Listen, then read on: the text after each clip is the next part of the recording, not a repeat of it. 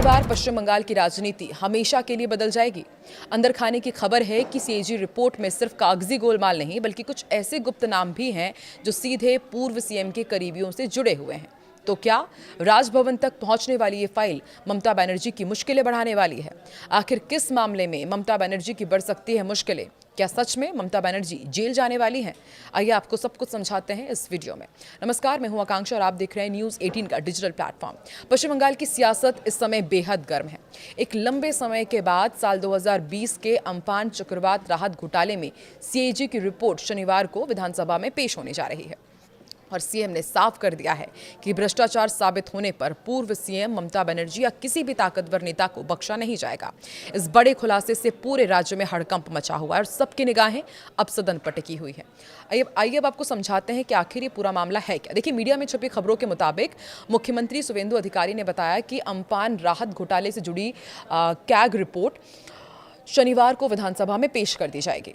उनका आरोप है कि पिछली सरकार ने नियम होने के बावजूद इस रिपोर्ट को कभी सदन में रखा ही नहीं और ना ही इस पर कभी कोई चर्चा कराई। अब रिपोर्ट सार्वजनिक होने के बाद विधानसभा में विस्तार से चर्चा होगी और उसी के आधार पर आगे की कार्रवाई तय की जाएगी। सबूत मिले तो कोई नहीं बचेगा, ये भी कहा है मुख्यमंत्री ने। उन्होंने कहा कि जहां भी भ्रष्टाचार के सबूत मिलेंगे वहां कानूनी कार्रवाई होगी। आरोपी चाहे मुख्यमंत्री हो, मंत्री हो या कोई भी बड़ा राजनीतिक नेता हो, कानून सभी के लिए बराबर है। अगर रिपोर्ट में किसी के खिलाफ कार्रवाई की सिफारिश होती है तो राज्यपाल को एफआईआर दर्ज कराने की अनुशंसा भी भेजी जाएगी। उनके इस बयान को विपक्ष और सत्ता पक्ष दोनों गंभीर राजनीतिक संदेश के तौर पर देख रहे हैं। साल 2020 में आए चक्रवात अम्फान ने पश्चिम बंगाल के तटीय इलाकों में भारी तबाही मचाई थी। राहत और पुनर्वास के लिए प्रधानमंत्री नरेंद्र मोदी की ओर से 2 किश्तों में करीब 3,750 करोड़ रुपए जारी किए गए थे। बाद में आरोप लगे कि राहत राशि के वितरण में बड़े पैमाने पर गड़बड़ी हुई, कई वास्तविक पीड़ितों तक मदद नहीं पहुंची, जबकि अपात्र लोगों को लाभ मिलने के आरोप सामने आए। इसके बाद ये मामला अदालत तक जा पहुंचा। अम्फान राहत वितरण में कथित गड़बड़ी को लेकर कलकत्ता हाईकोर्ट में जनहित याचिका दायर की गई थी। इसके बाद विशेष सीएजी जांच कराई गई।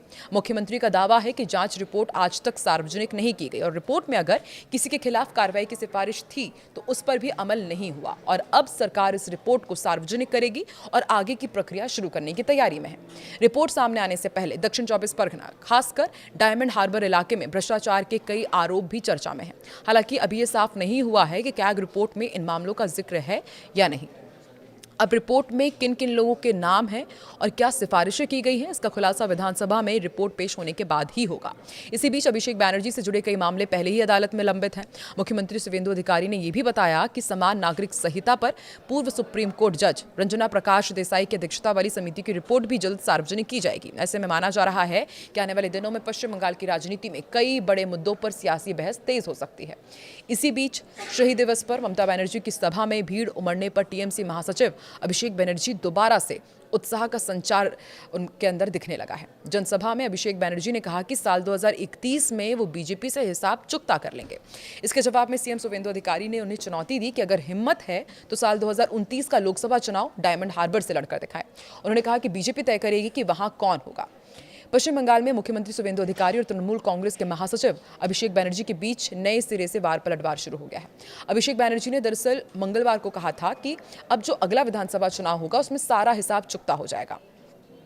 इस बयान के बाद सीएम ने पलटवार किया और कहा कि अगर सच में हिम्मत है तो 2031 तक क्यों रुकना है, 2029 का लोकसभा चुनाव डायमंड हार्बर से लड़कर दिखाइए। उन्होंने चुनौती भरे लहजे में कहा कि जब डायमंड हार्बर से लड़ोगे तब बीजेपी तय करेगी कि वो कहां होंगे। तृणमूल कांग्रेस के 3 टुकड़े होने के बाद पहली बार अभिषेक बैनर्जी ने बीजेपी सरकार पर इस तरह से निशाना साधा है। दोनों दल संगठनात्मक ताकत और अगले विधानसभा चुनाव को लेकर एक दूसरे पर निशाना साध रहे हैं। सीएम ने अभिषेक बैनर्जी को ये चुनौती राज्य विधानसभा में गृह और पर्वतीय मामलों के विभागों की बजट संबंधी अनुदान मांगों पर चर्चा के दौरान की। इससे पहले ममता बनर्जी गुट की तृणमूल कांग्रेस विधायक अलीफा अहमद ने शिकायत की थी कि चर्चा की तैयारी करने वाले विपक्षी विधायकों को उनके नाम दिए जाने के बावजूद बोलने का अवसर नहीं दिया गया। इस आरोप पर प्रतिक्रिया देते हुए सीएम ने कहा कि विधानसभा विपक्ष के अंदरूनी मतभेदों का समाधान नहीं कर सकती। उन्होंने कहा कि मैं 5 वर्षों तक नेता प्रतिपक्ष रहा। स्थापित प्रक्रिया ये है कि विपक्ष का मुख्य सचेतक वक्ताओं की सूची सत्ता पक्ष के मुख्य सचेतक को सौंपता है, जिसके बाद अध्यक्ष उसी के अनुसार सदस्यों को बोलने के लिए बुलाते हैं। यदि आपके दल के भीतर कोई विवाद है तो उसे वहीं सुलझाइए। मुख्यमंत्री या विधानसभा आपके आंतरिक झगड़ों का समाधान नहीं कर सकती। इसके बाद उन्होंने अभिषेक बनर्जी का नाम लिए बिना उन पर परोक्ष तौर पर निशाना साधा और टीएमसी नेता की एक दिन पहले पार्टी की बैठक में की गई टिप्पणी का उल्लेख किया। उन्होंने कहा कि कल बहुत बड़ी बड़ी बातें की गई। किसी ने अपने कार्यकर्ताओं से उसे नोट कर लेने को कहा और ये कहा कि हिसाब 2031 में चुकता किया जाएगा। हम देखेंगे कि साल 2031 में वो कहां होंगे। अगर उनमें साहस है तो अगला लोकसभा चुनाव डायमंड हार्बर सीट से लड़े। 2,500 लोगों की सभा में बड़ी बड़ी बातें करने से कुछ नहीं होता। मैं तो एक ग्राम पंचायत की सभा में भी इससे 4 गुना अधिक भीड़ जुटा लेता हूं। शुवेंदु अधिकारी की टिप्पणी मंगलवार को तृणमूल के ममता बनर्जी गुट की शहीद दिवस रैली में अभिषेक बनर्जी के भाषण के जवाब के रूप में देखी जा रही है। अभिषेक बनर्जी ने यहां बीजेपी पर विश्वासघात के जरिए पार्टी को कमजोर करने की कोशिश का भी आरोप लगाया था और कहा था कि राज्य में बीजेपी को राजनीतिक रूप से पराजित किया जाएगा। अभिषेक बनर्जी ने कहा था कि भाजपा क्या करेगी, हमें जेल में डालेगी, हमारे खिलाफ झूठे मामले दर्ज करेगी, करने दीजिए, हम कभी सिर नहीं झुकाएंगे क्योंकि हमारी रीढ़ बिकाऊ नहीं है। उन्होंने कथित तौर पर डराने धमकाने के बावजूद कार्यक्रम में पहुंचे पार्टी कार्यकर्ताओं की सराहना करते हुए ये भी कहा कि ये नई तृणमूल का जन्म है। उन्होंने कहा था कि ये नई तृणमूल अगले 40 साल तक बंगाल की राजनीति में लड़ती रहेगी और साल 2031 में मेरा हर हिसाब चुकता कर देगी। साल 2014 में लोकसभा में डायमंड हार्बर का प्रतिनिधित्व कर रहे अभिषेक बनर्जी के लिए ये सीट लंबे समय से उनका राजनीतिक गढ़ मानी जाती है। लेकिन अब जिस तरीके से पश्चिम बंगाल के सीएम ने उन्हें चुनौती दे दी है कि आप 2031 मत वेट कीजिए, आप अभी 2029 में ही लोकसभा चुनाव इस सीट से लड़कर दिखाइए। तो आपको क्या लगता है कि क्या 2029 में एक बार फिर से एक हाई लेवल, एक हाई वोल्टेज ड्रामा इस सीट पर देखने को मिलेगा? और जिस तरीके से जो सार्वजनिक रिपोर्ट पेश करने की कही जा रही है, जो कैग की ये नई रिपोर्ट सामने आई है, उसके बाद क्या लगता है आपको कि पश्चिम बंगाल में अब क्या होने वाला है? क्या ममता बनर्जी वाकई जेल जाएंगी या फिर किस बड़े नेता पर गाज गिरने वाली है? कमेंट सेक्शन में ज़रूर बताएं।